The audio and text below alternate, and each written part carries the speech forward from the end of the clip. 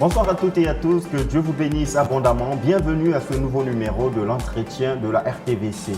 Laissez les petits enfants et ne les empêchez pas de venir à moi, car le royaume des cieux est pour ceux qui les ressemblent, dit le Seigneur Jésus-Christ dans le livre de Matthieu, le chapitre 19, le verset 14. Un passage qui nous montre l'importance que les enfants occupent dans le cœur du Seigneur et donc l'importance des enfants dans la vie de l'Église. Eh bien, c'est de cette importance que nous parlerons aujourd'hui dans ce numéro de l'entretien de la RTVC qui a pour sujet la place des enfants et du ministère aux enfants dans le succès d'une Église locale. Et pour en parler, nous avons comme invité une personne référentielle qui a tous les atouts pour nous communiquer toutes les richesses du Seigneur en rapport avec ce ministère. Elle en a 33 ans d'expérience et elle est la responsable internationale du ministère aux enfants de la communauté missionnaire chrétienne internationale. J'ai nommé Rose Atanga, affectueusement appelée Maman Rose. Sois abondamment bénie, maman. Merci beaucoup. Soyez également bénie. Et merci d'avoir répondu à notre invitation. Et aujourd'hui, nous allons parler du ministère aux enfants. Et comme nous l'avons dit en introduction, vous en avez 33 ans d'expérience. Nous sommes curieux de savoir comment les choses ont commencé. J'ai cru en 1988, en février, et c'était dans une ville de la nation au Cameroun, à Garoua. J'ai été conduite au Seigneur par une maman Céline Bidja, et elle était disciple du frère Zach. Donc elle traduisait les livres du frère Zach jusqu'à présent même, parce qu'elle est le chef de département du Book Ministry, c'est-à-dire nos livres. Elle est traduite de l'anglais en français. Donc elle était partie de Garoua pour Yaoundé, où elle devait avoir une séance de travail avec le frère Zach, qui est notre fondateur, le fondateur de la CMCI. Alors, pendant qu'ils étaient en train de travailler, pendant qu'elle était à Yaoundé, certainement le frère Zach a enseigné sur le ministère aux enfants ou partagé sur le ministère aux enfants. J'étais encore jeune convertie. Et elle est revenue à Garoua très, très chaude pour que le ministère aux enfants commence à l'assemblée qui était chez elle, l'assemblée à laquelle je prenais part. Et nous étions 3 couples.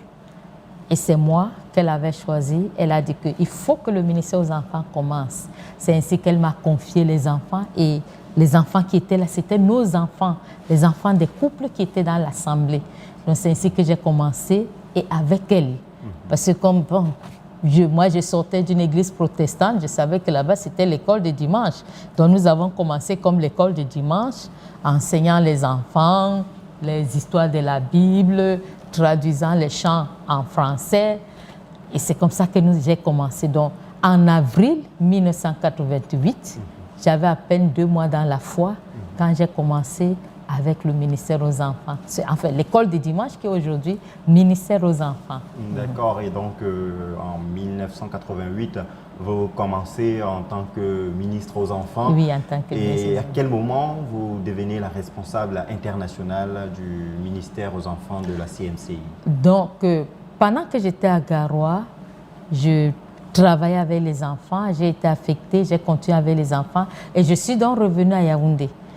Lorsque je suis arrivée à Yaoundé, j'ai été mise à part pour traduire la femme du frère Zach, Maman Priska, qui était responsable du ministère aux enfants au niveau international. Donc, j'ai commencé à voyager avec elle, la traduire. Et lorsqu'il a fallu que je puisse, c'est en 2014 que j'ai été mise à part pour pouvoir continuer avec le ministère aux enfants. Et c'est ainsi que je suis devenue donc dirigeante du ministère aux enfants en 2014. Voilà, donc en 2014, je peux dire renforcer votre champ d'action parce que vous avez commencé, comme vous l'avez déjà dit, depuis 1988. Et dans votre témoignage, vous avez fait une part des choses très intéressantes. vous dites que dans l'église protestante où vous étiez avant d'intégrer la communauté missionnaire chrétienne internationale après avoir reçu effectivement le Seigneur, c'était l'école de dimanche. Oui, c'était l'école de dimanche. Et maintenant, à la CMCI, nous parlons du de ministère aux enfants. Quelle est la différence et quelle est la part des choses à faire entre école de dimanche et ministère aux enfants? Bon, l'école de dimanche, on parlait bien de l'école. On peut définir cela comme étant un endroit où on rassemble les enfants. Les parents sont avec les grands dans la grande salle. Les enfants sont peut-être dehors ou bien dans une autre salle. Et à l'école de dimanche, ce sont les activités religieuses, les activités chrétiennes. On apprend à lire la Bible, on raconte les histoires de la Bible aux enfants, on leur dit la bonne morale et tout ça. Et les enfants sont juste là, ils chantent, ils font tout, sauf la vie chrétienne normale. Parce que déjà, les moniteurs, parce que dans ces écoles de dimanche, on parlait de moniteurs. Le moniteur de l'école de dimanche, lui-même n'a aucune relation avec Dieu. Il ne sait pas si l'enfant est perdu. Il ne sait pas si l'enfant a besoin de Jésus. Lui-même n'en a pas. Donc, il n'y a pas la vie de Christ qui est communiquée aux enfants. Donc, à l'école de dimanche, ils font tout, sauf conduire l'enfant au Seigneur. Ils ne savent pas que l'enfant peut mourir et aller en enfer. Or, dans le ministère aux enfants, nous faisons tout ça. Nous lisons la Bible avec les enfants, nous leur racontons les histoires de la Bible, ils prient, ils font tout. Mais nous sommes conscients du fait que les enfants sont des pécheurs à part entière. Lorsque la Bible dit que tous ont péché, dans tous, il y a également les enfants. Donc les enfants font partie de ce tous-là. Et ils ont besoin d'être sauvés. Donc, au ministère aux enfants, c'est un ministère de vie. Nous leur parlons de Jésus, nous leur présentons clairement l'évangile, comme on le fait avec un adulte. La seule différence, si on peut parler de différence, c'est que nous ramenons le péché au niveau où l'enfant comprend qu'il est pécheur. Effectivement. Il sait qu'il a volé 500 francs. L'adulte va voler des millions. Donc, mais il est aussi voleur. Il est rebelle. Il ne veut pas, quand on le commissionne, il tire les pieds. L'adulte, lui, sa rébellion est plus grave. Si on essaie de comparer, mais l'enfant, à la fin de la prédication, lorsqu'on finit de lui présenter tous ses péchés, il sait que s'il meurt, il va partir en enfer et il a besoin de Jésus. Si Jésus revient là maintenant, Jésus ne va pas le prendre parce qu'il y a le péché. Il demande pour les enfants, c'est souvent très facile. Il dit que lui veut aller au ciel. C'est ça. Et on le conduit au Seigneur. Et c'est ça qui fait la différence. Et lorsque l'enfant est conduit au Seigneur, si on lui parle du baptême dans l'eau, s'il est prêt et si les parents le libèrent, on le fait baptiser dans l'eau et on commence à faire de lui un disciple. Ok. Donc, pour récapituler, le ministère aux enfants consiste donc à donner Jésus aux enfants comme étant des personnes à part entière et à faire de ces enfants des disciples authentiques du Seigneur Jésus-Christ, tout comme on le fait pour les adultes. Une autre question qui me vient à l'esprit par rapport à un certain point que vous avez précisé, dans l'école de dimanche, moi, j'ai commencé ma vie religieuse dans l'école de dimanche et la plupart des moniteurs étaient des personnes qui soit sont des institutrices ou des personnes qui enseignent à la maternelle, mais très souvent, les enseignants sont beaucoup prisés dans ce ministère-là. Est-ce qu'il faut faire le même rapport avec le ministère aux enfants? Juste pour poser la question de savoir quels sont les éléments qui rentrent en ligne de compte pour considérer quelqu'un comme un ministre aux enfants?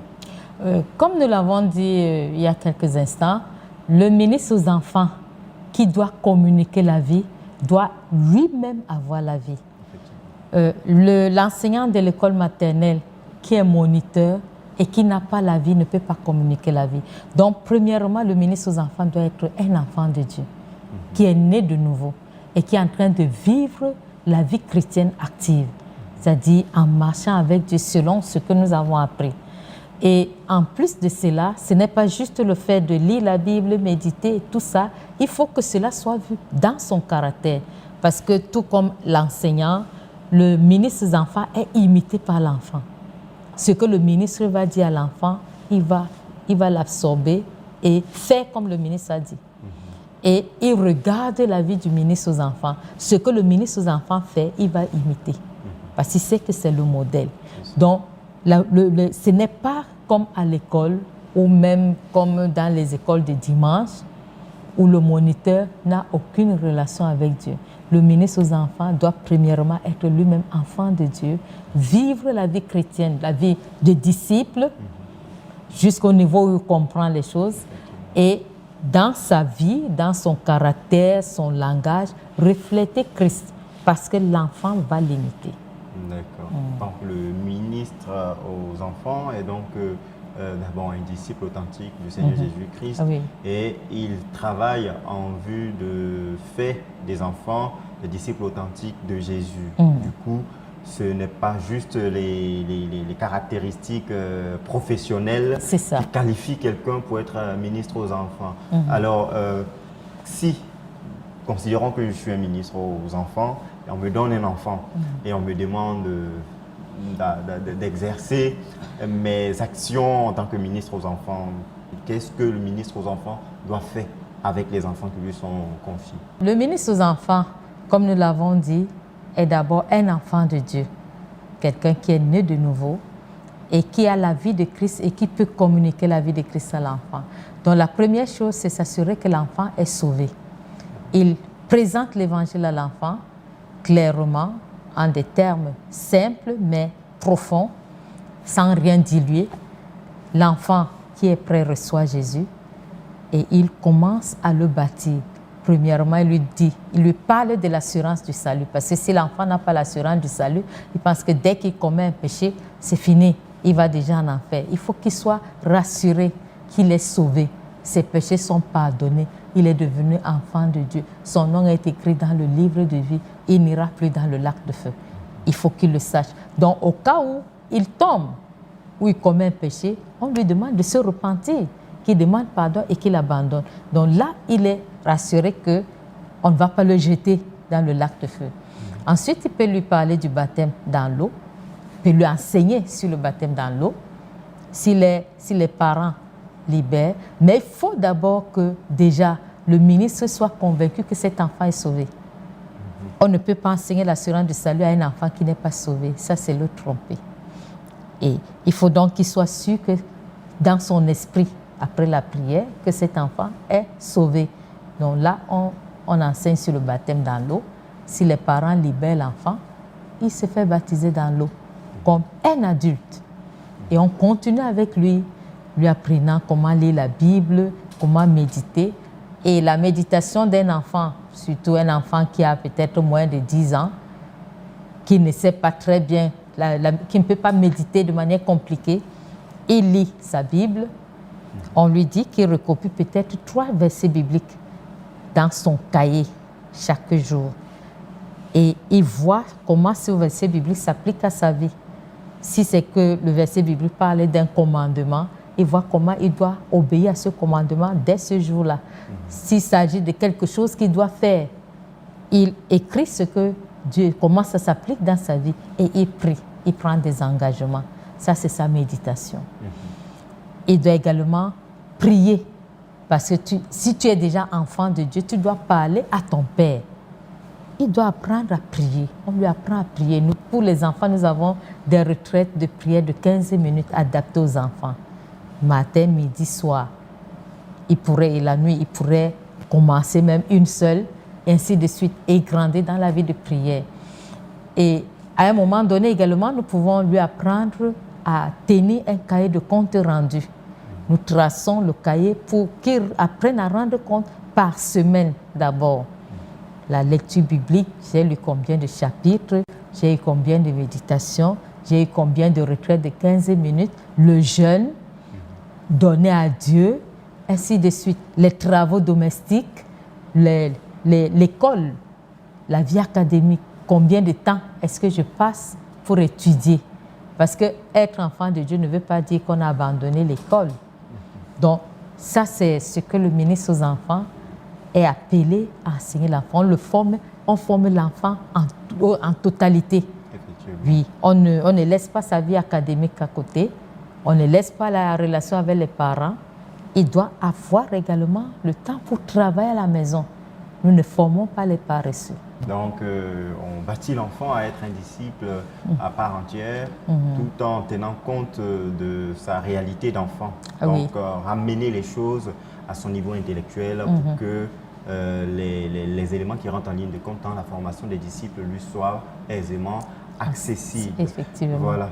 Mais dans notre contexte, quels sont les facteurs qui doivent amener les églises à accorder ces soins si particuliers aux enfants? L'appel, notre but global que le Seigneur nous a donné au travers du frère Isaac, c'est que nous devons lui présenter 1 milliard de disciples d'ici à 2065. Et dans ce milliard de disciples, 60% sont représentés par les enfants. Si 60% du but global, ce sont les enfants doivent avoir une place importante, critique même, dans nos églises. Donc, il faut que nous donnions ce temps, cette place aux enfants, parce que d'abord, ils sont plus nombreux. Ils sont plus nombreux. Si nous les négligeons, nous allons retarder l'accomplissement de notre but. Mais si nous les mettons, si nous les prenons en compte dans nos réunions, ils sont là, on les forme, on veille à ce qu'ils marchent avec Dieu, nous allons accomplir le but parce que le Seigneur compte sur ses enfants. Si aujourd'hui nous prenons un enfant de 5 ans qui est authentiquement converti, que nous sommes en train de bâtir comme disciple, d'ici 2065, il sera déjà un monsieur. Si on ajoute même seulement 20 ans, il aura 25 ans. Nous avons des missionnaires il y a des missionnaires qui ont commencé avant 25 ans. Donc, si un enfant a eu 20 ans de formation véritable, à 25 ans, ce sera un serviteur de Dieu. Et parce que l'enfant croit de manière totale, il faudra du temps pour que tu enlèves ce qu'il a appris. Tu ne peux pas le détourner. S'il a véritablement cru et il a reçu tous ces éléments de base, il s'est établi, il s'est enraciné. Il sera difficile. Tu ne peux pas le corrompre avec ta doctrine. Il sait qu'il est dit que la Bible dit, le frère Zach a écrit telle chose dans tel livre. C'est bon. Ce que tu vas apporter, tu ne pourras plus enlever. Donc nous devons accorder de la place aux enfants parce que 60% des enfants, dans le but global, donc il faut qu'il y ait de la place pour les enfants. Bon, il est vrai, certains n'ont pas encore compris parce que nous sortons de différentes cultures. Il y a des cultures où l'enfant, bon, c'est juste quelqu'un comme ça là, il ne sert à rien. C'est un troubleur, il casse les assiettes et tout ça. Mais si nous tous, si nous comprenons ce que c'est que l'enfant, dans les églises, il y a les églises qui sont constituées essentiellement d'enfants. Si on se concentre sur la formation de ces enfants, l'église va aller loin. L'enfant n'a pas peur. Il va te dire que tu es mal habillé. Il va te dire que tu as volé. Tu as menti. Il te le dit cru. Et à toi maintenant de mettre ta vie en règle. L'adulte va essayer d'arranger pour qu'on ne se fâche pas. Mais l'enfant va lui dire que non, tonton, tu es toujours en retard.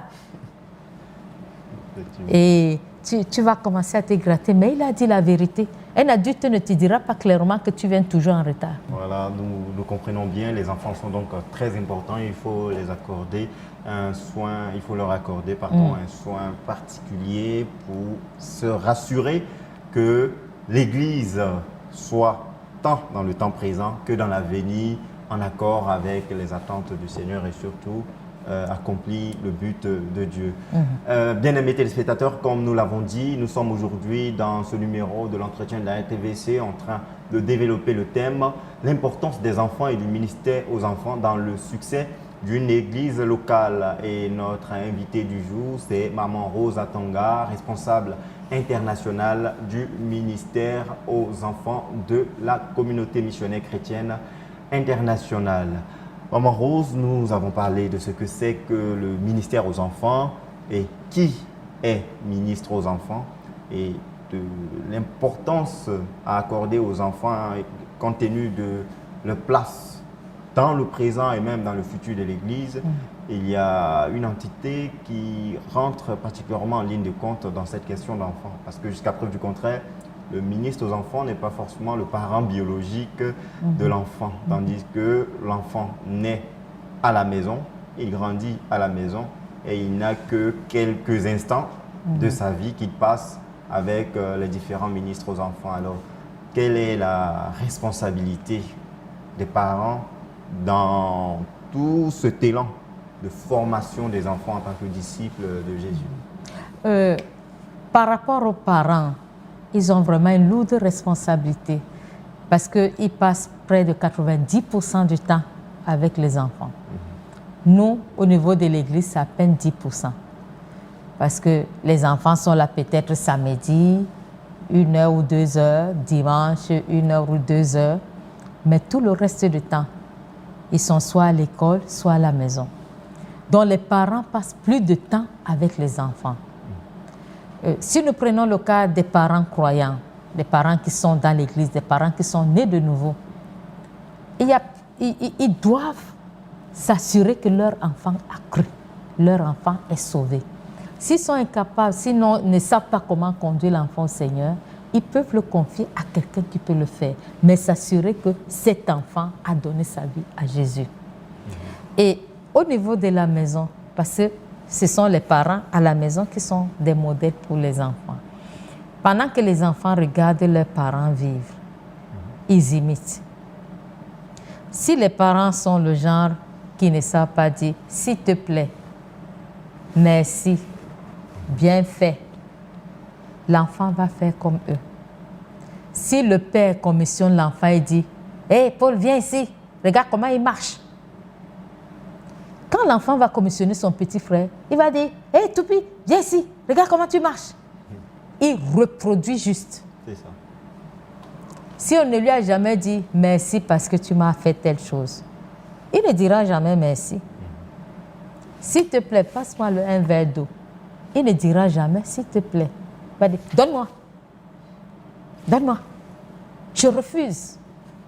Donc, la vie normale dans la famille impacte la vie de l'enfant. Et si les parents par exemple, les deux, se querellent, même si c'est un seul, même si l'enfant n'a qu'un seul parent, il voit son père ou sa mère toujours en train de se quereller, chercher les histoires ici, ça va influencer sa croissance. Il y a les conseils, il y a les corrections. Le livre de Proverbes, c'est tout un ministère aux enfants. Et nous conseillons les parents que les parents lisent le livre de Proverbes à la maison avec les enfants. Là-dedans, on va voir la correction. L'enfant doit être corrigé. Lorsque le parent regarde l'enfant pendant qu'il grandit, il voit des signaux de qui sera cet enfant. Et il commence dans la prière. Donc les parents doivent donner de bons conseils aux enfants. Les instruire selon la voie qu'ils doivent suivre. Et la voie qu'ils doivent suivre, c'est selon le Seigneur. Effectivement. Donc, en lisant la Bible, ils vont voir comment élever les enfants selon la voie du Seigneur. En donnant de bons conseils aux enfants, ils vont voir comment les enfants vont grandir. Nous tous, même avec des parents non croyants, nos parents nous ont donné des conseils.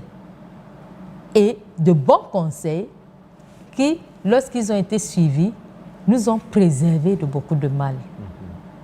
Quand un parent te dit ne marche pas avec tel enfant, parce que, et tu te retiens, à la longue, tu vas voir que ton père avait raison. Ne va pas à tel endroit. Il pourrait ne même pas te donner la raison. Mais à la longue, tu vas voir que non, mon père avait raison. Donc, les conseils des parents les aident à marcher droit. Bien plus quand le parent est croyant. Donc, il y a les conseils, il y a la correction. L'enfant doit être élevé en étant discipliné. Pas frappé pour qu'il meure. Et comment appréhender cette notion de correction dans notre contexte où on a l'impression que le système est organisé pour mettre beaucoup d'accent sur le respect des droits de l'enfant. Comment le parent croyant doit confronter cette norme sociale qui pourtant est radicalement opposée aux Écritures. Oui, ils sont en train de vouloir détruire ce que Dieu a donné comme base. Mais nous, en tant qu'enfants de Dieu, c'est pour cela que dès le bas âge, on doit amener l'enfant à comprendre qu'il est élevé selon le Seigneur. On pourrait ne pas taper sur un enfant, mais il faut qu'il sache que voici ce que la parole de Dieu dit. Si tu continues, voici ce qui va t'arriver. Donc, pendant que l'enfant grandit, à la maison déjà, on doit lire la Bible. Le matin, les dévotions familiales. Pendant les dévotions familiales, il faut que l'enfant sache ce que Dieu attend de lui. Parce qu'il a aussi sa responsabilité. S'il choisit le gouvernement qui a établi ces lois, que si on te touche, viens nous dire. On le touche, il va dire. On prend le père ou la mère, on l'enferme. C'est lui-même qui est en danger. Les autres ne sont pas ses parents. Donc il faut, pendant qu'on lit la Bible, pendant qu'on prie avec les enfants vont comprendre. Ça reste. Donc la base, c'est la parole de Dieu. Utiliser à la maison, proclamer à la maison, à la cuisine, on utilise la parole de Dieu. Le soir, la parole de Dieu, même quand on est en train de jouer, la parole de Dieu dit qu'on amène l'enfant à mémoriser. Ça pourrait l'aider en temps de crise. Et il pourra comprendre que mon père, ma mère m'aiment. S'il me corrige, c'est parce qu'il m'aime. Il veut que je sois une personne responsable demain. Les enfants doivent aimer le Seigneur à leur niveau et savoir que non. Si je vais dire là-bas devant que mon père m'a fouetté, mon père m'a fait ceci, mon père a refusé de me donner telle chose, ce ne sera pas bien. Dieu ne sera pas content de moi. Voilà, et nous constatons donc que les parents ont une responsabilité prépondérante, nous pouvons le dire, dans le ministère aux enfants. Nous avons une autre question. Vous savez qu'il y a des parents qui sont très, très engagés et sérieux dans la foi, mais qui ont pourtant des enfants qui ne suivent pas forcément la voie du Seigneur ou qui sont des casse-têtes, si je peux le dire, pour les ministres aux enfants. Et c'est toujours une surprise de se poser la question de savoir mais pourquoi ce pasteur ou ce grand pasteur, pour parler comme un homme, ce grand pasteur a des enfants qui sont comme ci et comme ça. Est-ce qu'au-delà du ministère aux enfants, il n'y a pas d'autres paramètres qui peuvent être de nature à étouffer l'action des parents et du ministère aux enfants? Et s'il y en a, comment confronter et surmonter ces paramètres? Il y a au niveau des établissements scolaires, les enseignements, c'est des enseignements qui ne sont pas selon la Bible. Donc, déjà, si à la maison l'enfant est enseigné selon la Bible, il va savoir que ce qu'on est en train de dire à l'école n'est pas bien. Donc, il y a des enseignants qui donnent de mauvais conseils. Il y a les camarades de classe qui donnent aussi leur part de doctrine. Les réseaux sociaux, ils voient des choses qui ne sont pas bien et ça les influence. C'est pour cela qu'avant de partir de la maison, pendant que l'enfant est à la maison, on doit le remplir de ce que la parole de Dieu dit. Donc, et veiller. Nous n'avons pas d'armes en dehors de la prière et le Seigneur lui-même. Donc, pendant que nous prions, nous devons couvrir l'enfant de sorte que quel que soit le lieu où il se trouve, il peut entendre beaucoup de choses, il peut voir beaucoup de choses, mais ça ne pénètre pas pour détruire la sémence qui est en lui. Donc, le parent doit vraiment travailler dans la prière et ne pas se décourager. Parce que je crois fermement que nos enfants se porteront bien spirituellement dans leur relation avec Dieu. Nous ne devons pas être découragés. Même si l'enfant paraît être récalcitrant, rebelle, ce n'est pas avec ta bouche que tu dois dire rebelle, voleur, prostituée. Parce que tu seras en train de l'établir dans cela en tant que co-ouvrier avec Dieu pour former cet enfant. Donc, nous devons autant que possible parler à Dieu de nos enfants et leur parler moins. Donc, cela signifie qu'un parent doit passer du temps à prier pour son enfant Et ainsi, les difficultés que l'enfant va rencontrer, Dieu, ayant déjà reçu la prière du parent, l'aidera. Certains de nos enfants, on ne sait même pas là où ils vont. Mais quand l'enfant te dit plus tard ce qui lui est arrivé, tu crains Dieu parce que tu sais que ici, là, c'est Dieu qui l'a sorti de cette situation. Donc, c'est l'arme de la prière, l'arme du jeûne, la parole de Dieu répandue à la maison par la lecture biblique et par la pratique. Voilà quelques éléments qui peuvent protéger nos enfants de tous ces fléaux qu'il y a là dehors. De sorte que même s'ils écoutent, ça n'entre pas, ça ne détruit pas. Ce qu'il entend, ce qu'il voit, ça ne va pas le détruire. Donc, grande responsabilité est donnée aux parents de mettre tout en œuvre pour la sécurité de leurs enfants et pour imposer, en quelque sorte, le règne du Seigneur Jésus-Christ dans leur vie. Nous avons quasiment épuisé les questions que nous pouvons poser par rapport au temps qui nous est imparti pour ce numéro de l'entretien de la RTVC. Il y a vraiment beaucoup à dire par rapport au ministère aux enfants, vu l'importance des enfants et de ce ministère dans l'Église. Mais nous aurons l'occasion d'y revenir dans d'autres numéros.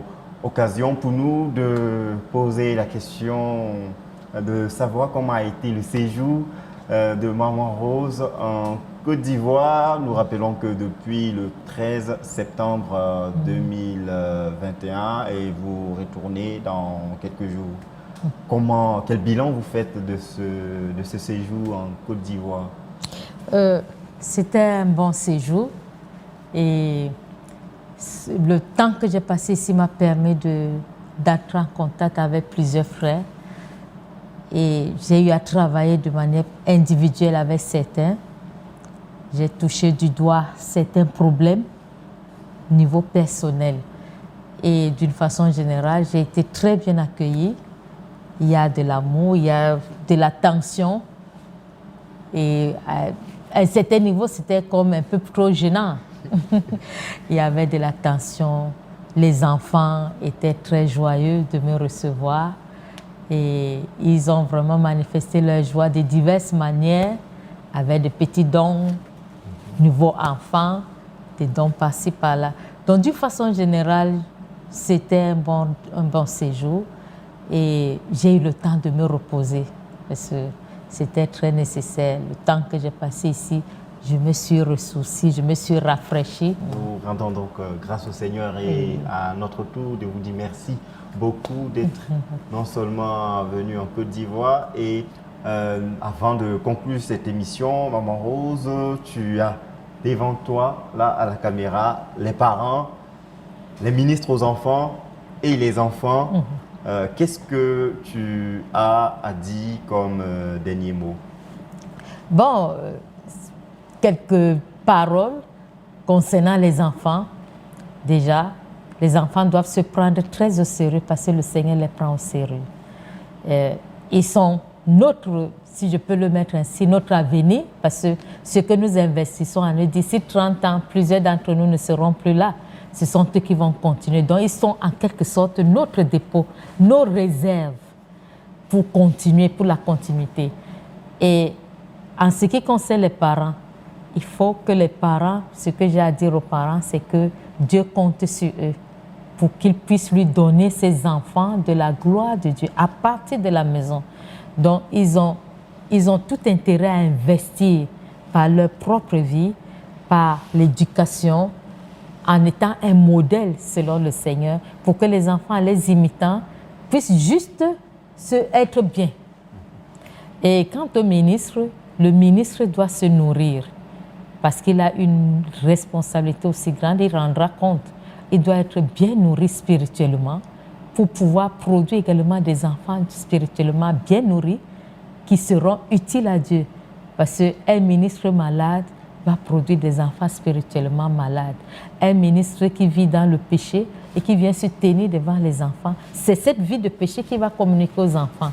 Et les enfants vont commencer à pécher sans qu'on comprenne ce qui se passe. Donc le ministre doit être spirituellement bien nourris pour produire des enfants spirituellement en santé. Merci. Voilà, merci beaucoup pour cette richesse partagée à nous et à tous nos téléspectateurs qui nous suivent à travers le monde. Que Dieu vous bénisse abondamment, maman. Et c'est une grande joie et un honneur pour nous de vous avoir sur ce plateau de l'entretien de la RTVC. Encore une fois, merci beaucoup. Merci beaucoup. Soyez abondamment bénis. Amen. Chers téléspectateurs, c'est ici que prend fin ce numéro de l'entretien de la RTVC consacré à l'importance des enfants et du ministère aux enfants dans le succès de toute église locale. Nous étions avec Maman Rosa Tanga, responsable internationale du ministère aux enfants de la communauté missionnaire chrétienne internationale. Quant à nous, ce fut un honneur et un plaisir pour nous de vous partager à travers son canal toutes ces richesses rattachées à ce ministère déterminant et critique pour le présent et l'avenir de notre ministère, la communauté missionnaire chrétienne internationale et toute autre communauté qui vise le succès et l'accomplissement des desseins de Dieu à eux confiés. Merci encore une fois d'avoir été avec nous. Que Dieu vous bénisse abondamment et restez connectés sur les antennes de la radio-télévision Voix de la Croix, la chaîne de la Bible.